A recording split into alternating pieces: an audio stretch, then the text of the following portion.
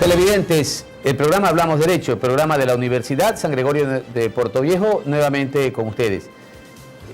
Este programa, el día de hoy, va a tener un invitado que ha sido diputado, ha sido subsecretario de Educación, también ha estado encargado del Ministerio de Educación, ha sido presidente de Autoridad Portuaria de Manta, ministro de Transporte y Obras Públicas, ha sido asambleísta constituyente, actualmente desempeña las funciones de presidente de la Junta Cívica de Manta, es conductor del programa radial Hablamos Claro en Radio Gaviota de Manta, es abogado en ejercicio de su profesión, es magíster en periodismo, magíster en obras portuarias también, y me refiero precisamente al abogado Trajano Andrade de Viteri, con quien nos complace realmente en este programa hablar sobre un tema que se ha denominado en este programa la democracia en el Ecuador.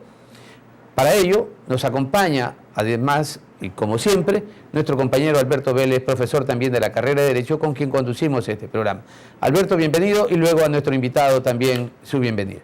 Estimados televidentes, qué placer estar con ustedes en esta propuesta académica de la Universidad de su sangre. La Universidad con corazón, por supuesto, la Universidad San Gregorio de Portoviejo. El día de hoy, honrado de contar con un político serio, trascendente, que ha hecho con la función pública excelentes obras y a quien tendremos el gusto de tratar el día de hoy. Gracias, Alberto. Trajano, bienvenido a este programa. Pues nos sentimos realmente satisfechos de poder contar con tu presencia, restarte tu tiempo y obviamente para los televidentes de Televisión Manavita, Canal 30, para los televidentes de Jama TV en el Cantón Jama, para los televidentes de Hippie TV en el Cantón Hippie-Japa, para los televidentes de Puerto López, Empresa TV en el Cantón Puerto López, todos aquellos te observan. Bien, muchas gracias Marcelo por la invitación y por la oportunidad que tenemos de compartir este panel con el doctor también Alberto Vélez, catedrático de la universidad, en este canal universitario que llega a diferentes cantones de la provincia de Manabí y listos para compartir opiniones, criterios sobre los temas que aquí vamos a tratar. Perfecto, Trajano. Bien lo dijo Alberto Vélez, definió a ti como una persona realmente con grandes facetas, las facetas de político, las facetas de administrador, las facetas de abogado. Y todo eso indudablemente se desarrolla sobre lo que significa la democracia. Esa democracia de la que nosotros los ecuatorianos hay veces como que impugnamos, cuestionamos, pero en definitiva es la democracia posiblemente muy idéntica a la que se desarrolla en Latinoamérica. El Ecuador se apresta a desarrollar el 29 de marzo los procesos electorales para elegir autoridades seccionales, prefectos, alcaldes, presidentes de juntas parroquiales. Frente a eso, el Consejo Nacional Electoral ha dicho ya en estadística que 279 organizaciones políticas entre movimientos, entre partidos de carácter nacional, movimientos de carácter nacional y movimientos cantonales, provinciales y parroquiales van a participar. Esa proliferación de tantas organizaciones políticas es la esencia de la democracia en nuestro país. ¿Es alguna característica que podríamos asimilarla en la América Latina? Bien, es indiscutible que el derecho a la libre asociación permite dentro de nuestro marco jurídico integral en el país constituir organizaciones de diferentes tipos. Pero en lo que tiene que ver con la constitución de un movimiento político, de un partido político, vemos que hay una suerte de atomización que ha prácticamente provocado que existan cientos de organizaciones que son más bien creadas por el oportunismo político, porque se conviertan en simplemente instrumentos electorales. Y allí pues entra lo que no es lo adecuado dentro de lo que significa hacer política, es decir, la tarea que busca el bien común fundamentalmente, porque se crean organizaciones para el oportunismo, no para el idealismo, que es lo que debería contener todo tipo de proyecto político cuando sea realmente estructurado para cumplir los fines reales de lo que significa el bien colectivo. Sí. Entonces, creo que esta proliferación que ha existido en nuestro país en los últimos tiempos, cerca de 300 organizaciones, en lugar de contribuir al fortalecimiento integral de lo que es la democracia, más bien disgrega en lo que significa básicamente el objetivo de crear organizaciones políticas, porque allí el Consejo Electoral, ahora como se llama el organismo de control electoral, el organizador, el administrador de la función electoral, no ha cumplido con normativas que permitan que efectivamente las organizaciones que han sido aprobadas surjan para contribuir al fortalecimiento de proyectos, de planes, de contenidos que realmente busquen una construcción de una sociedad en base a principios, a valores y no simplemente al oportunismo electoral. Las estadísticas o las encuestas señalan que el 75% de ecuatorianos no quiere saber nada de partidos, ni movimientos, ni candidatos. ¿Cómo es posible entonces que existan tantas organizaciones políticas en las que existan tantos afiliados a tantos movimientos y partidos políticos? ¿Será que es que no hay un verdadero control en el tema de la inscripción de estos movimientos o partidos políticos? ¿Será que no se hace realmente una verdadera, diríamos, selectividad, sino que aparecen firmas posiblemente duplicadas, triplicadas, ciudadanos que están mutando de un lado hacia otro sin generar desafiliaciones ni nada por el estilo, para que puedan aceptarse o calificarse? Es decir, al Consejo Nacional Electoral no le importa encontrar si realmente se cumplen con un estándar, por lo menos algo básico, sino que basta encontrar una firma para tener un movimiento político. ¿Es posible aquello? Bueno, yo no estoy de acuerdo con esa posición porque eso es desvirtuar el verdadero objetivo de una organización. Ahora, constituir un movimiento, un partido, constituye una empresa económica. El que tiene fondos para poder aprobar un partido político, el que tiene dinero y puede financiar inclusive hasta la compra de firmas, entonces tiene la oportunidad de constituir una organización política como que si fuera una propiedad, como que si fuera un bien personal particular. Y eso es lo que hemos visto, la proliferación de organizaciones que han sido aprobadas por el organismo electoral y que simplemente han sido constituidas en base a la capacidad económica que puedan tener sus promotores.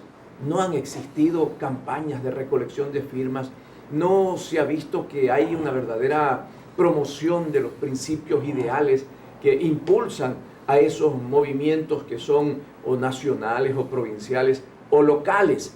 No existe una trascendencia de los objetivos que se plantea al constituir un movimiento. Simplemente yo quiero ser candidato, yo voy a formar mi propio partido político, yo me proclamo, yo me autoelijo y en base a la capacidad económica que se tiene va al Consejo Electoral y el Consejo Electoral simplemente chequea las firmas, genera ahí trámites muy formales, pero eso en lugar de fortalecer la democracia, lo que creo yo es que la está disgregando, la está atomizando y la está de alguna manera debilitando. Señor doctor, si usted me lo permite, usted utilizó una palabra pertinente, precisa, atomización.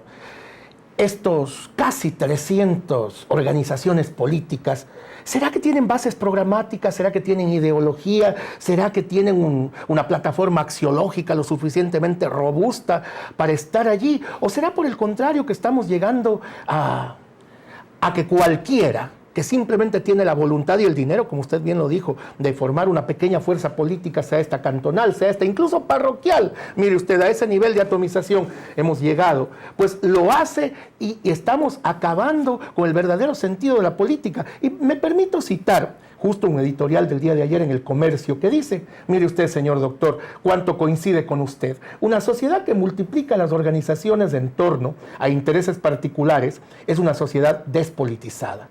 De la despolitización a la corrupción no hay más que un paso. Así nacen los populismos. ¿Qué opinión le merece este criterio del Comercio? Bien, yo coincido, y eso es lo que expresaba con anterioridad, de que en lugar de fortalecer los procesos de democracia en un país, este proceso de ir creando diferentes organizaciones políticas sin que tengan verdaderos objetivos de lo que se tiene que hacer en beneficio de ir construyendo una sociedad que sea justa, equitativa, que busque realmente el crear bajo ideales fundamentalmente un Estado en el que haya oportunidades, justicia, equidad para todos.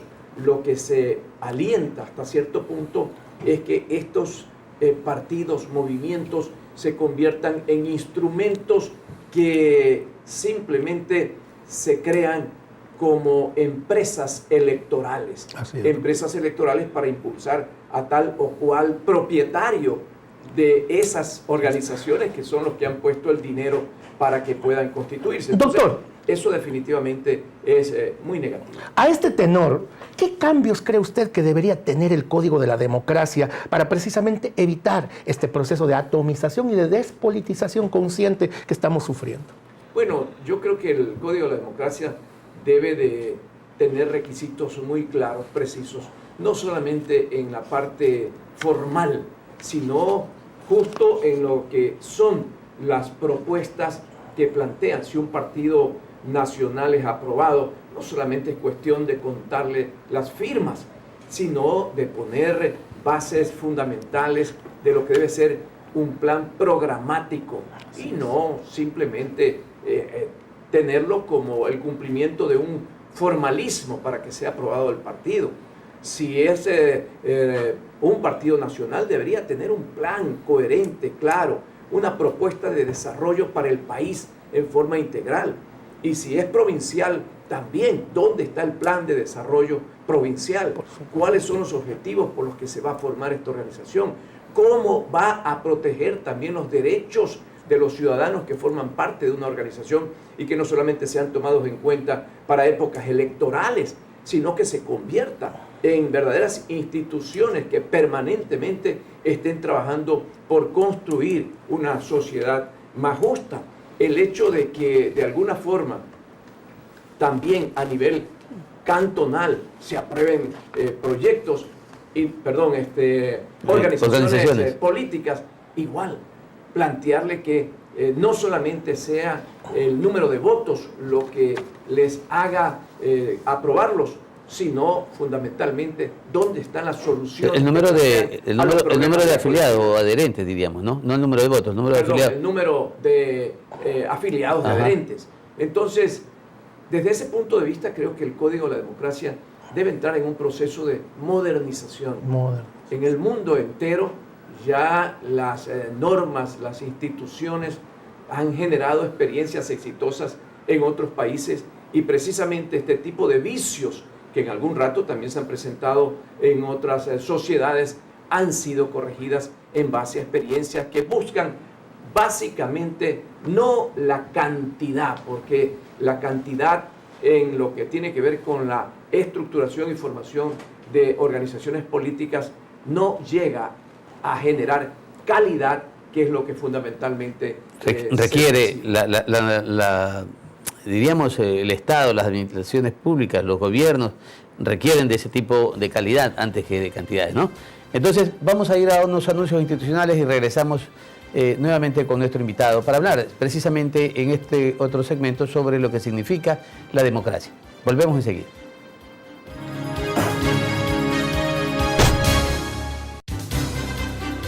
Inicio de espacio publicitario.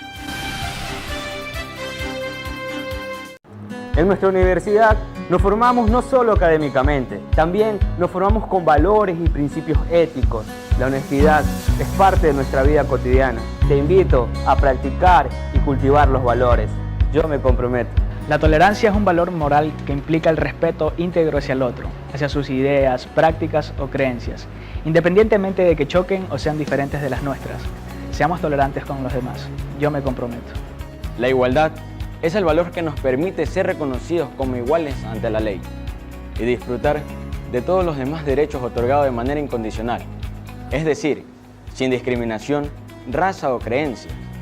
En mi universidad se respeta la igualdad. Te invito a cultivarla. Yo me comprometo. La solidaridad es un valor necesario para vivir en sociedad. En nuestra universidad somos solidarios con los compañeros, docentes y nuestro entorno colectivo. Ser solidario siempre debe estar de moda. Yo me comprometo. El dinero no da clase, ni la pobreza vulgaridad. Son nuestras acciones y el comportamiento con los demás lo que nos define. Piénsalo, todos somos San Gregorio. Cultivemos los valores y principios éticos. Yo me comprometo. Te invitamos a cultivar valores. Yo me comprometo. ¿Y tú?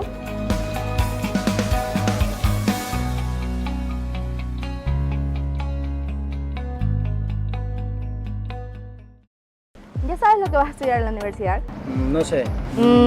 Piedra, papel o tijera, comunicación. Piedra, papel o tijera, odontología. Piedra, papel o tijera, derecho.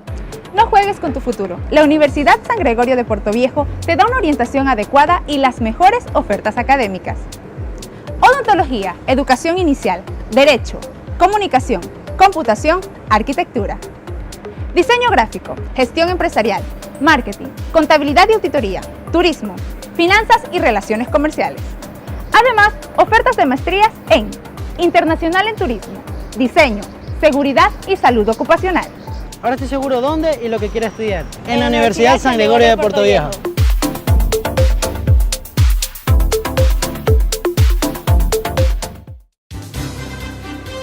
Fin de espacio publicitario.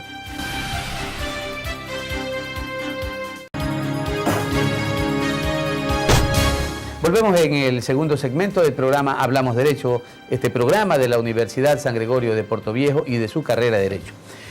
Nuestro invitado, el abogado Trajano Andrade, ha sostenido en este primer segmento que pasó el hecho de no compartir precisamente esa proliferación de movimientos y partidos. Y vamos a preguntarle, Trajano, bajo esa misma perspectiva, según el Código de la Democracia se señala la obligación que tiene, en este caso, el Consejo Nacional Electoral, a través de su organización de capacitación, de su dirección o centro de capacitación, capacitar precisamente a los afiliados o a la ciudadanía o los adherentes de unos movimientos o partidos políticos. Siendo tan fuerte o tan grande el número de organizaciones políticas, aún no viendo evidencias de esa capacitación, ¿cómo es que esta ley orgánica, en este caso llamado el Código de la Democracia, puede tener ese órgano dentro de la propia institución que no cumple ningún papel, no desarrolla nada?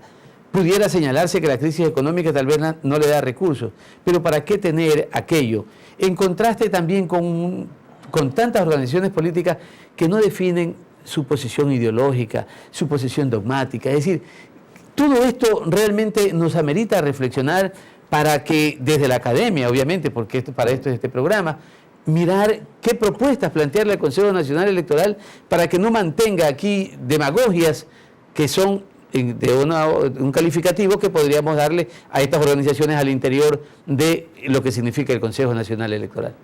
Bien, el organismo que hace el control electoral en el país, de acuerdo a la Constitución de Montecristi, ya está constituido como una función del Estado y por lo tanto debe propiciar fundamentalmente una estructura que pueda en su momento dado fortalecer al Estado integralmente y con mucho más razón el fortalecer el sistema democrático de nuestro país implica que no solamente debe limitarse el organismo electoral a el control, organización del proceso electoral, sino también de ese fortalecimiento de un sistema de un sistema democrático que permita crear y construir un mejor país. Desde ese punto de vista, es necesario generar una serie de iniciativas que permitan reformar ese código de la democracia.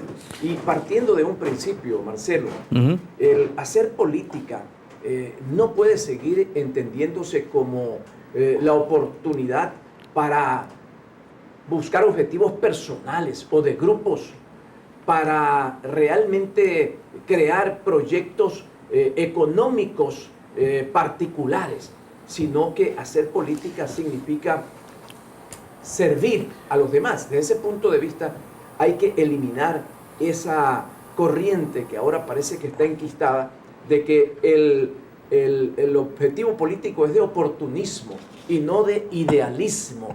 Allí es en donde deben de establecerse normas claras, en las que el Consejo Electoral introduzca requisitos especiales, ya no solamente en la organización de los partidos, sino también en lo que constituyen los procesos electorales y las candidaturas, para que, por ejemplo, en un proceso electoral se considere obligatorio un debate entre los candidatos a fin de que la ciudadanía tenga una oportunidad real, directa, de poder apreciar quienes están con mayor capacidad ética, moral y además con el suficiente conocimiento para resolver los problemas de una colectividad. Ya, Trajano, tú mencionaste algo que yo creo que muchísimas personas nos hemos quedado con una incertidumbre.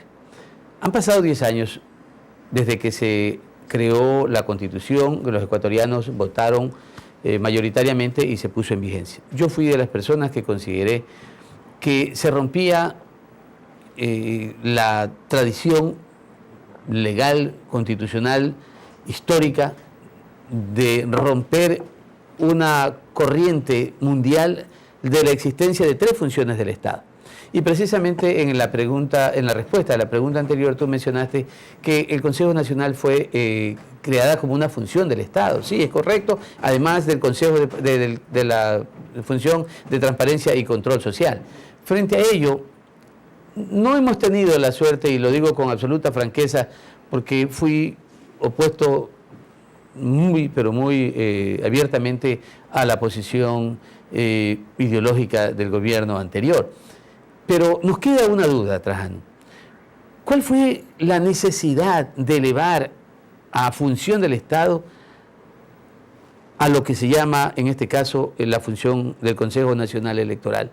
¿Por qué se rompió? Usted como asambleísta constituyente nos puede decir por qué se rompió ese paradigma de las 3 funciones que desde Montesquieu nosotros la hemos venido estudiando y la hemos seguido señalando. ¿Acaso esas negligencias del Consejo Nacional Electoral, esos grandes actos de corrupción que aquí en este mismo programa hace semanas atrás estuvo el doctor Gustavo Vega como presidente del Consejo Nacional Electoral y nos habló de esas irregularidades, de esa función del Estado y señalaba que esperaba que la Contraloría hiciera público los resultados de los hallazgos que ellos habían visto? Luego de 10 años, Trajano Andrade, ¿podrá seguir sosteniendo que fue necesario la creación o elevar al rango constitucional de función del Estado al Consejo Nacional Electoral? Bien, yo creo que la trilogía clásica de los 3 poderes del Estado en la Constitución de Montecristi lo analizó y el objetivo era fortalecer al Estado desde una estructura integral. Y siendo el control electoral, siendo el organismo electoral una institución fundamental, básica, que como decía antes, no solamente debe dedicarse a la organización de las campañas electorales, a la administración de los procesos de elección, sino también a fortalecer de manera integral a un Estado en el que definitivamente el sistema electoral es vital para cualquier proceso democrático.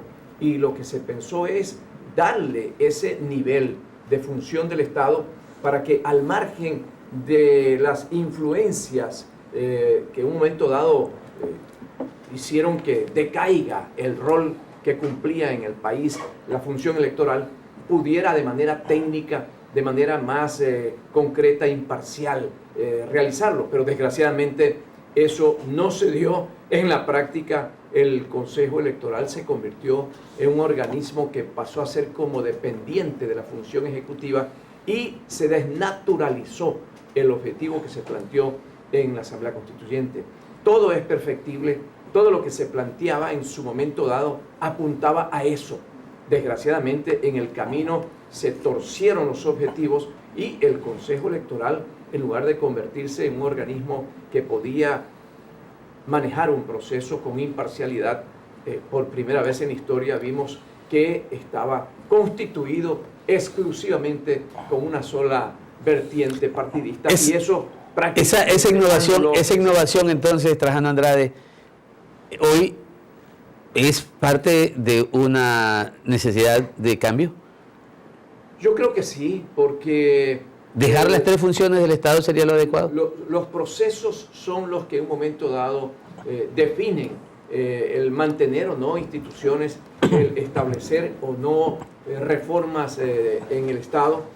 Yo creo que más allá de volver al antiguo sistema de las tres funciones del Estado exclusivas que habían, la función legislativa, ejecutiva, judicial, siempre es conveniente, repito, por experiencias en otras democracias mucho más adelantadas, que en el objetivo de fortalecer la estructura del Estado pudiera dársele mayor jerarquía, mayor capacidad, mayor autonomía e independencia a los organismos del control electoral. Siempre apuntará a eso. Y obviamente darle a la función de transparencia, de control público, también esa categoría implicaba justamente que había un Estado con mucho más posibilidades de dirigir los procesos de control y democráticos en el país. Doctor Andrade, Delacroix nos dice que la política es dejar de servirse para servir a los demás. Pero en el Ecuador parece que una buena parte de los políticos han olvidado esto, que debería ser un principio básico con el cual actúe quien ingresa a la política. Y muchas veces hablamos del Consejo Nacional Electoral, hablamos de nuestra legislación, del Código de la Democracia, pero también ocurre que los partidos políticos en alguna medida tienen culpa de que vayan ocurriendo este tipo de cosas y que por ellas hayamos llegado al caciquismo, a este populismo que tanto daño nos hace. Porque, por ejemplo, el Código de la Democracia establece que los partidos deberían nutrirse de candidatos a través de tres vías. Las elecciones primarias, sean cerradas, sean abiertas, o desde una fuente orgánica del mismo partido o movimiento, establecer estas candidaturas, pero esto en la mayoría de los casos no ocurre. ¿Será que acaso esta falta también de acuciosidad con el ejercicio del Código de la Democracia ya en la práctica hace que tengamos a veces candidatos que no son idóneos y tengamos partidos que irreflexivamente también, o movimientos, puedan poner a alguien que no tenga las condiciones suficientes para poder manejar esto? Repito que lo dijo Delacroix, dejar de servirse para servir. Precisamente hablábamos de lo que ha generado esa proliferación, esa atomización de movimientos y partidos políticos que han surgido no como medios para fortalecer los procesos electorales, sino más bien como parte de una actual estructura que busca el oportunismo y que busca que los candidatos se conviertan prácticamente en propietarios de las organizaciones políticas para evadir los controles que se plantearon, porque se institucionalizó el que antes de que se designe un candidato tenía que pasar por elecciones primarias dentro de una organización, hacer el ejercicio democrático. Mire a los norteamericanos el bien que esto les hace, ¿no? A ver, un ratito, aclaro. Desde 1984 la izquierda democrática ya lo hacía en el Ecuador, así que no es que esto... ¿Para qué mirar el Estados Unidos? El Partido de Izquierda Democrática lo hacía y Trajano Andrade lo sabe porque también fue... Sí, así es. Así que aquí en el Ecuador ya hay... Sin irnos tan lejos. Sin irnos tan lejos, lo hizo la izquierda democrática, ¿verdad? Estuvimos en esos momentos en que fue un verdadero ejemplo de democracia, por iniciativa directa del partido Izquierda Democrática. Por primera vez en la historia se hicieron elecciones primarias, recuerdo, para elegir inclusive el candidato a la presidencia de la República. Disputó el doctor Rodrigo Borja y el ingeniero Raúl Vaca. Y en un proceso que muchos decían iba a dividir el partido, que en esa época era el más organizado del país, y más bien lo que hizo fue fortalecerlo. Eso decía, ese proceso interno se lo institucionalizó en un momento dado y fue realmente un avance positivo para que ningún partido político se considere que las candidaturas tenían que elegirse a dedo. Pero ahora, con esta proliferación de partidos, yo creo mi movimiento, yo formo mi partido, ya sea local, provincial, nacional, para autoelegirse y para autoproclamarse, prácticamente ha entrado en un proceso de degeneración del proceso electoral interno y eso debilita definitivamente Así es, doctor. La democracia. Si usted me lo permite, otra de las cosas importantes que siempre ha estado sobre la palestra y sobre la cual se debate permanentemente es la manera de asignar estos cargos públicos con los métodos que han ido sucediéndose en el tiempo. En su momento estuvo el de Webster, ahora tenemos el de Hunt, que ha estado ampliamente debatido y criticado. ¿Hacia qué método deberíamos ir para poder consagrar a esta diosa democracia en este puesto donde debe estar siempre, en este pedestal, y que realmente reine esta, sin permitir que hayan esos sesgos que a veces ocurren mediante la utilización de estos métodos que pueden hacer que la voluntad popular no llegue a buen destino? Bien, el principio supremo de una democracia y de un proceso electoral, que es como se nutre el sistema democrático, implica que efectivamente el pronunciamiento mayoritario de los ciudadanos es el que debe determinar el escogitamiento de quienes van a desempeñar una función. Pero también es parte del proceso democrático el que se le dé oportunidad a las minorías, porque definitivamente pues, en los sistemas electoralistas en su momento a veces tienden a dejar sin espacio a sectores que por ser minoría precisamente deben de estar incluidos en todo proceso y representados, de desarrollo de un país y obviamente representados. De manera que sí considero que es indispensable, necesario en algún momento volver a aquellos sistemas en donde existía oportunidad para las minorías y de esa forma hacer una inclusión y un proceso integral de representatividad de la sociedad frente a las funciones que hay que escoger electoralmente. Muy gentil, doctor. Muy bien, muchas gracias. Vamos a ir a otros anuncios institucionales. Regresamos de manera inmediata con nuestro invitado, el abogado Trajano Andrade Viteri.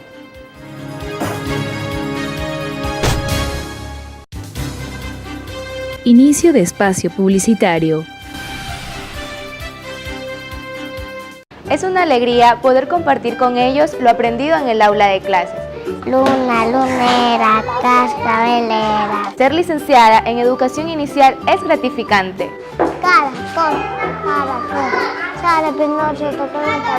Te invito a que seas parte de esta hermosa experiencia, de que estudies educación inicial en la Universidad San Gregorio de Portoviejo. Fin de espacio publicitario.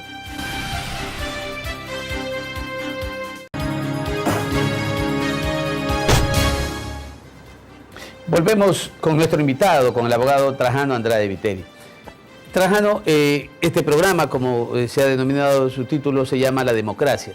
Esa democracia que pues tiene muchos sinsabores, tiene también satisfacciones, es decir, para los que triunfan o para los que pierden respectivamente. Pero más allá de aquello, nos interesa a nosotros conocer realmente de un hombre como usted, pues que como comunicador social, como abogado, tiene, pues, incluso con su programa radial permanente que tiene, Hablamos Claro, en una emisora de la ciudad de Manta, a muchos entrevistados, incluso locales, provinciales y nacionales. Y se habrá preguntado y se habrá respondido usted que Manabí siempre es una caja de sorpresa. Manabí no es una provincia que responde de una manera, como quien dice, por naturaleza debe hacerlo, o ese sentido común nos va a decir, no, Manabí tiene realmente posiciones que han sido muy diferenciada frente al resto del país, y se ha dicho en algunas opiniones de editorialistas que debería estudiarse el comportamiento de los manavitas frente a los procesos electorales. El último resultado fue algo paradójico, y sobre todo en el Cantón Manta, donde la consulta popular ganó ampliamente el no, contra la corriente que aparentemente en el Ecuador existía de ganar el sí. Esto nos lleva a nosotros a pensar que los especialistas, sobre todo en estos temas electorales, los analistas políticos como usted, pueden darnos una opinión. ¿Qué es realmente lo que ocurre con Manabí? ¿Habrá en estas elecciones del 2019 posiciones asimismo que van contra la corriente, posiciones que son contra el sentido común?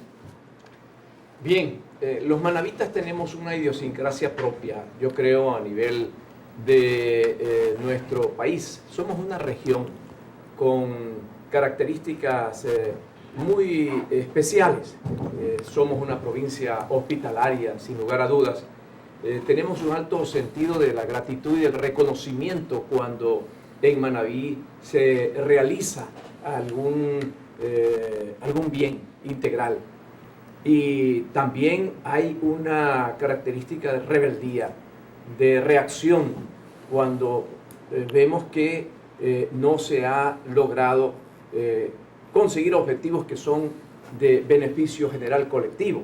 Es decir, Manabí se mueve bajo los sentimientos o de la gratitud que implican un reconocimiento a quien hace un beneficio para nuestra región, o al mismo tiempo también de reacción, de resentimiento, cuando ve que no se ha tomado en cuenta como debió habérselo hecho a nuestra región integralmente.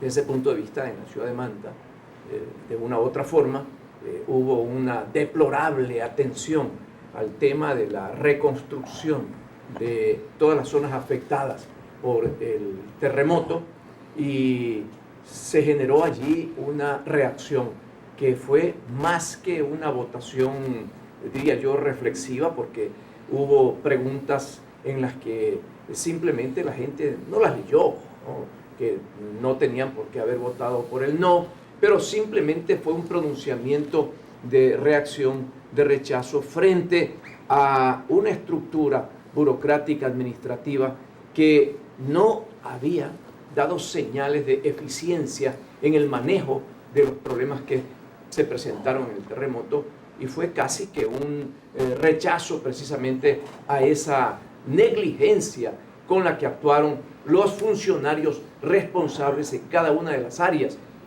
de los sitios que fueron afectados. Eso se unió también a una administración municipal que no ha sabido priorizar las inversiones y que, en lugar de dirigirlas hacia objetivos que eran básicos para solucionar problemas graves que tiene la ciudad, se direccionaron hacia obras que no eran prioritarias.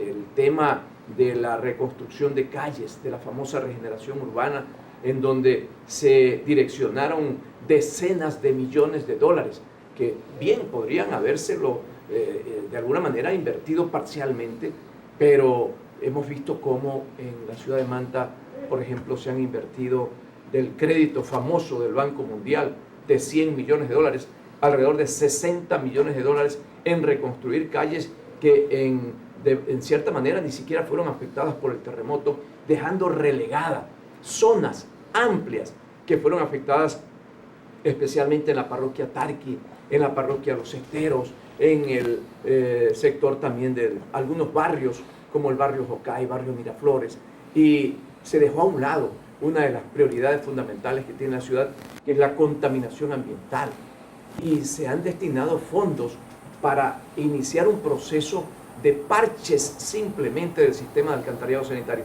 Es decir, todo ese conjunto de temas que veía la ciudadanía eran una forma de generar rechazo. El caos vehicular que se ha armado en la ciudad, producto de la improvisación, de la falta de planificación en el cierre de calles, la insensibilidad humana, la falta de consideración con los sectores ciudadanos, generó allí un tema de reacción, de rechazo que se ceñía prácticamente a estas características propias del manabita, que en Manta fueron mucho más acentuadas en su pronunciamiento, ¿no? A esas dos lecturas que usted ha mencionado, el rechazo al proceso de reconstrucción, a la mala administración de la ciudad de Manta, ¿no podría, en este caso desde el municipio, no podría sumarse tal vez una lectura que muchos, sobre todo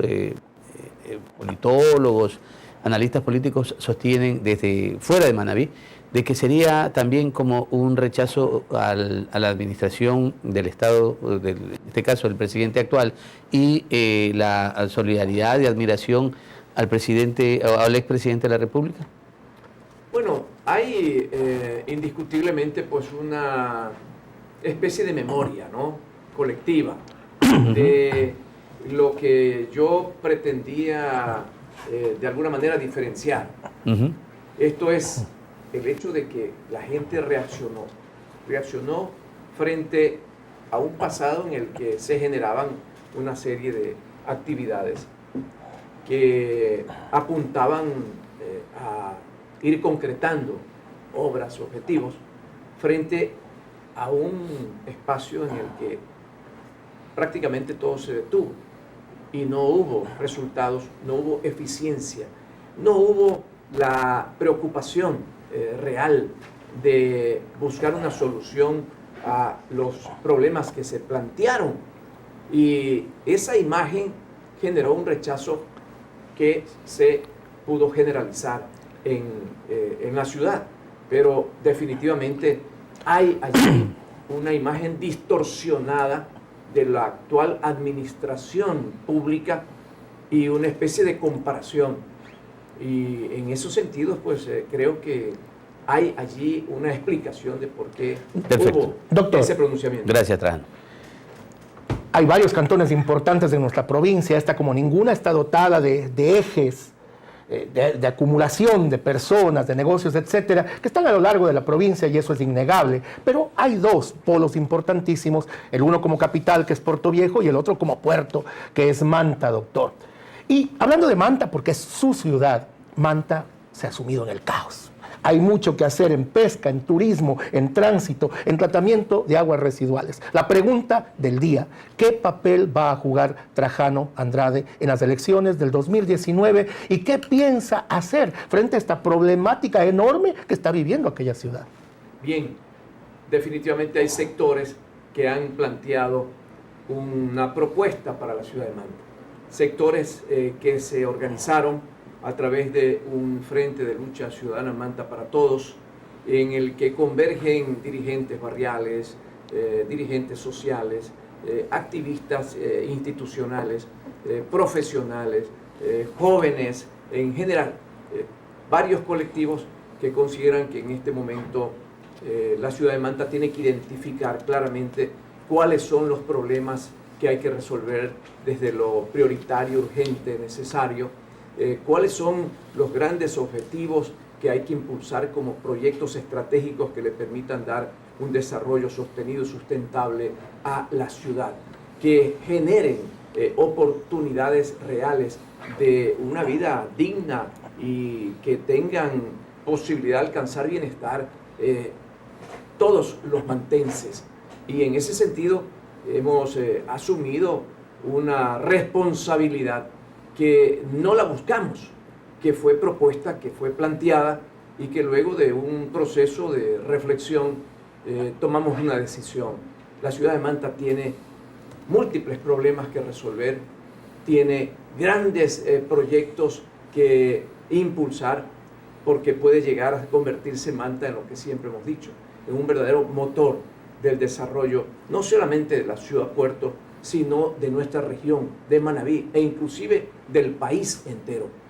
Y eso hasta este momento no se ha logrado, pese a las grandes potencialidades que tiene y que deben de ser de alguna manera dirigidas, conducidas en una planificación estratégica coherente en la que participen todos los sectores sociales, productivos, educativos, culturales, en toda una planificación, en una programación que integre de manera general a la ciudadanía. Pero esa propuesta que está planteada es justamente lo que nosotros pensamos va a ser una ruta, un sendero por donde hay que conducir a la ciudad, y no solamente para que se convierta en esa gran urbe, el gran área urbana de desarrollo, sino que hay que luchar básicamente también por construir una sociedad con principios, con valores, con ideales, con alto espíritu de solidaridad social. Es decir, una ciudad necesita del elemento humano necesario, suficiente, para que pueda impulsar estos procesos de desarrollo integral. Doctor, nosotros como academia felicitamos la frontalidad con la que usted asume este reto, que es un reto histórico. A usted le corresponderá, en una ciudad a la que le falta todo, hacer muchísimas cosas. Manta es una ciudad bellísima por su paisaje, por su gente, su gastronomía del mar, pero realmente se encuentra en un estado, repito, caótico. En una ciudad donde falta todo, ¿qué es lo primero que se debe hacer, doctor? ¿Y qué usted haría en la función de que usted sea el alcalde de aquella ciudad? Bueno, se han priorizado una serie de temas que son básicos y que van, como decíamos, de lo prioritario, urgente, necesario. El tema de la contaminación ambiental en la ciudad es un asunto de vital importancia. Solucionar esa situación que está generando ya no solamente incomodidad, los malos olores, sino que están provocando un estado de insalubridad que están creando allí una población con graves problemas. Están sometiendo a la población a enfermedades que en este momento están proliferando. Eso es básico. Y para ello es necesario generar allí proyectos básicos.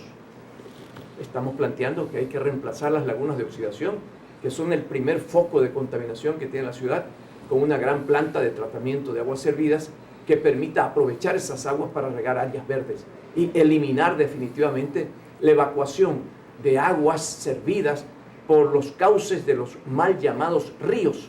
Manta no tiene ríos. Tiene por ahí vertientes abiertas prácticamente en donde fluyen aguas servidas, como el llamado río Manta, el río Burro, el río Muerto. Eso hay que eliminarlo, recuperar las playas de Tarqui, de los esteros, también descontaminar la playa del Murciélago para que se conviertan esos en verdaderos atractivos turísticos nacionales e internacionales. Hay que mejorar los servicios públicos fundamentales, el agua potable, que es un elemento vital, no se puede ya prácticamente consumir para nada. Hay que generar empleos, hay que crear en Manta un ambiente necesario, suficiente para que áreas sea verdes, doctor, atractiva la inversión nacional e internacional. Y áreas verdes, lo que estamos pulmones. En esa área de lagunas de oxidación, que actualmente son 80 hectáreas, estamos planteando que allí se pueda construir un gran parque forestal, un gran pulmón verde. Pero en todas las áreas donde sea posible en la ciudad de Manta, hay que generar áreas verdes. Y hemos rechazado desde la tribuna que hemos mantenido durante 6 años, el periodismo radial del programa Hablemos Claro, que se transmite por Radio Gaviota.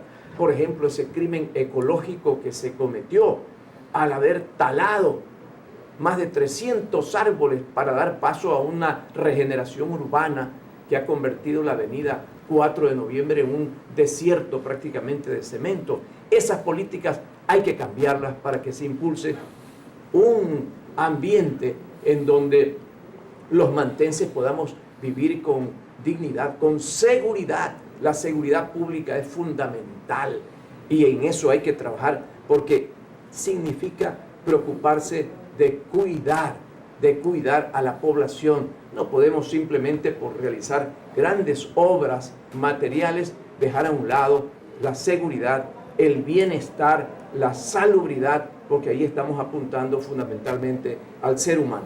Gracias, perfecto, doctor. Muy bien. Vamos a otros anuncios institucionales y regresaremos al cuarto segmento para concluir y escuchar también la posición del abogado Trajano Andrade Viteri respecto de obras emblemáticas en el Cantón Manta.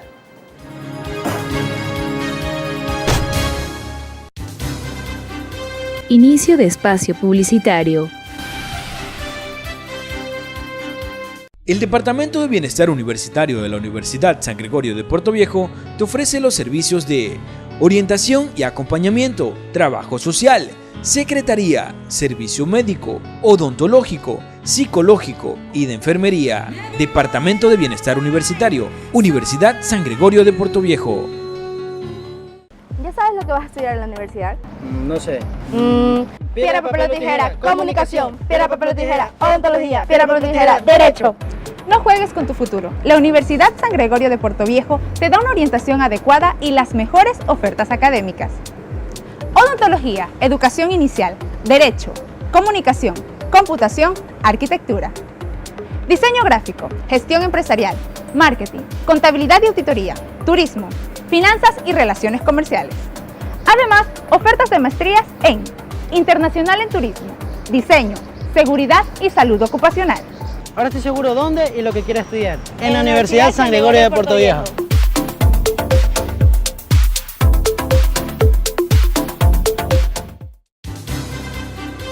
Fin de espacio publicitario.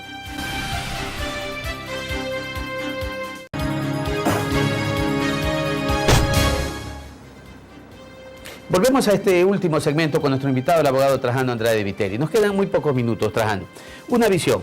En el caso suyo, siendo alcalde, ¿cómo avisora su posición? ¿Cuál va a ser su papel o su rol frente a esta refinería del Pacífico, que fue una de las obras emblemáticas del gobierno anterior, que ha quedado en solo una cementera?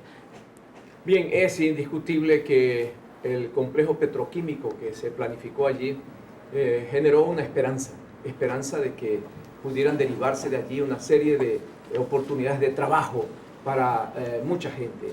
Allí es prácticamente la industria petroquímica, las llamadas industrias industrializantes.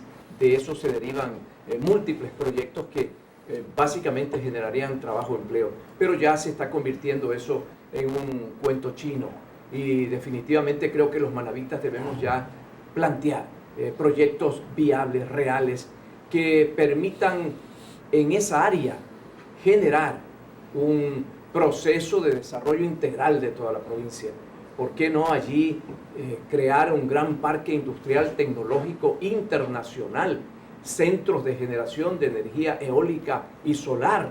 Hay que buscar la inversión de grandes capitales internacionales que están interesados, por ejemplo, en montar ensambladoras para fabricar vehículos eléctricos, y que aquí en Sudamérica sería ese un punto básico fundamental, pero además agregarle el sistema de la Zona Especial de Desarrollo, que es un marco jurídico legal que se lo puede plantear para toda la provincia de Manabí, que da exoneraciones, incentivos y que permiten atraer capitales nacionales e internacionales que generen empleo y trabajo. Doctor, de manera muy breve, porque el tiempo es oro en televisión.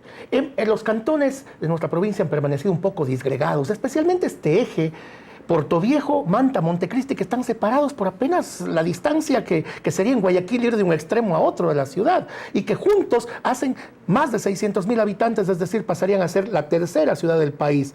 ¿Cómo integrar este eje? ¿Cómo hacer que estas tres ciudades importantísimas comiencen a pensar al unísono y tomar acciones en común, doctor? Bien, yo creo que ese es un tema fundamental que hay que rescatarlo, porque alguna vez se habló de la zona metropolitana Eloy Alfaro. Y hay que entender que este es un proyecto que puede generar para Manabí una fuerza geopolítica muy importante. Pero el eje metropolitano debería ser desde Santana, Puerto Viejo, Montecristi, Jaramillo y Manta. Prácticamente 4 cantones que pasarían a constituirse en la tercera población urbana del país. Eso generaría lo que ahora los expertos llaman una conurbación urbana, una sinergia de estos 4 cantones que generarían un desarrollo en conjunto, y sería un primer ensayo de integración en Manabí para que igualmente otros cantones de nuestra provincia puedan aprovechar sus potencialidades y a través de este ejercicio de constituir legalmente una área como esta, generar mayores posibilidades, mayores expectativas y mayor influencia política para recabar mayor atención del Estado ecuatoriano. Gracias, Trajano. Ese ha sido el pensamiento de nuestro invitado el día de hoy, el abogado Trajano Andrade Viteri. Quiero agradecerle públicamente por su presencia acá en este programa y decirles a todos los televidentes muchísimas gracias. Desde la Universidad de su Sangre, desde la Universidad con Corazón, como siempre les proponemos este abrazo fraterno a través de la distancia. Bien, este programa es también transmitido por Hippie TV en el cantón Hippie-Japa, Jama TV en el cantón Jama y por Puerto López, Empresa Pública TV en el cantón Puerto López. Muchísimas gracias y nos veremos la próxima semana. Un placer.